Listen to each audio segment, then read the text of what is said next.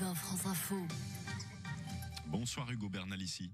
Bonsoir. En duplex de Lille, chez nos confrères de France Bleu Nord, vous étiez ce matin à Mont-Saint-Barreul, près de Lille, aux côtés du ministre de l'Intérieur qui a fait le déplacement suite aux incidents violents qui ont rythmé la nuit dernière. La mairie, le poste de police, d'autres bâtiments municipaux ont été notamment incendiés. Comment la situation peut-elle revenir au calme ? Écoutez, déjà, je n'ai pas été aux côtés du ministre, j'étais sur place avant qu'il n'arrive, j'étais aux côtés des habitants et des personnels municipaux qui ont découvert évidemment leur lieu de travail incendié et donc faire face avec eux à cette situation. Ça, c'est le premier point et mes mots vont pour eux. Ensuite, effectivement, comment on fait pour que il y ait de l'apaisement ? Je crois que c'est Emmanuel Macron qui avait promis 100 jours. Vous conviendrez que pour l'instant, ce n'est pas un franc succès et je crois que si on veut de l'apaisement, ce n'est pas en appelant au calme, mais en appelant à la justice. Et ça, c'est extrêmement important. La justice est en train de faire son travail. On a eu des informations aujourd'hui sur le fait que le policier en cause soit déféré et la justice suit son cours. Et c'est une bonne chose, même si néanmoins, vous savez que les avocats de la famille ont demandé à ce que le dossier soit dépaysé dans un autre parquet. Et je souscris à leur demande pour éviter qu'il y ait tout type de problématique d'impartialité en réalité, enfin en l'occurrence de partialité de la justice qui travaille régulièrement avec les policiers comme vous le savez. En l'occurrence, l'auteur du tir a été mis en examen ce soir. Il passera la nuit en prison. Emmanuel Macron, quelques heures après le tir, a parlé d'un geste inexcusable en demandant à ce que la justice avance, qui correspond parfaitement à ce que vous évoquez. Oui, c'est très bien. C'est ce que je vous dis. C'est très bien. Ça suit son cours. Néanmoins, nous sommes face pas juste à un problème judiciaire, pas juste à un drame, comme ça a été dit préalablement et précédemment sur votre antenne, mais bien une récurrence. Et c'est là où la politique a son rôle à jouer. Quand nous, le groupe parlementaire de la France Insoumise, avons déposé une proposition de résolution pour créer une commission d'enquête sur les morts suite au refus d'obtempérer, on l'a pas faite hier. Cette proposition de commission d'enquête, on l'a faite en janvier dernier. Et même en janvier, on avait déjà pris du retard nous-mêmes sur le moment où on voulait le mettre dans le débat, puisqu'on voyait bien qu'il y avait une augmentation de ces morts suite à des refus d'obtempérer. D'ailleurs, pas seulement des conducteurs, mais aussi des passagers, qui avaient déjà interpellé l'opinion publique. Et quand vous pointez du doigt un problème et qu'on vous dit « Ah bah oui, mais comme l'a fait Gérald Darmanin, il y a de moins en moins d'usage de l'arme à feu par les policiers, de moins en moins de tirs mortels », qui est un mensonge éhonté. Maintenant, toute la presse s'en est fait l'écho. Ce n'est pas vrai, ça a doublé sur ces 5 dernières années par rapport aux 5 précédentes suite à la modification de la loi par Bernard Cazeneuve, comme donc, vous le savez, sur l'usage des armes. Vous demandez à revenir sur la loi de 2017 qui avait fait évoluer le cadre légal de l'usage des armes lors d'un refus d'obtempérer. Est-ce que cette annonce aujourd'hui calmerait les quartiers qui ont connu des violences lors des 2 dernières nuits ?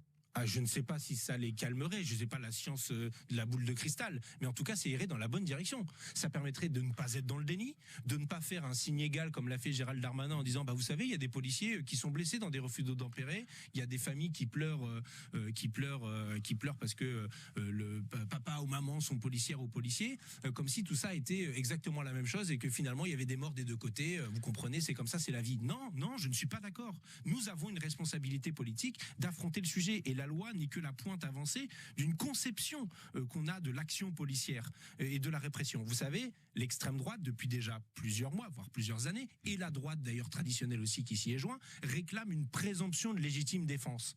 En faisant ça, qu'est-ce qu'ils réclament ? Ils réclament que ce qui s'est passé mardi, ce soit légal. C'est-à-dire qu'un meurtre, comme ça s'est passé mardi, ce soit finalement légal.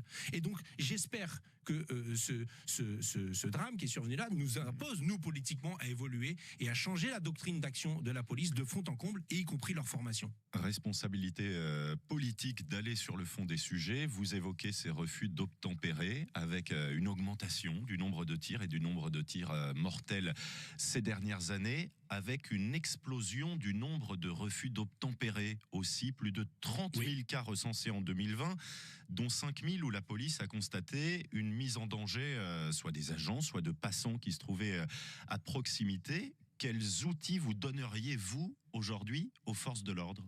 Mais c'est bien ça qu'il faut regarder de très près. C'est-à-dire que nous, on dit il y a un sujet, il faut regarder, il faut creuser, voir dans quel contexte, comment on pourrait faire différemment. J'ai quelques pistes à vous proposer, mais déjà regarder et ne pas être dans le déni. Ce serait déjà énorme pour le ministère de l'Intérieur qui ne veut pas mettre le sujet sur la table. En fait, la très grande majorité des refus d'obtempérer sont pour des gens qui ont des défauts d'assurance ou défauts de permis.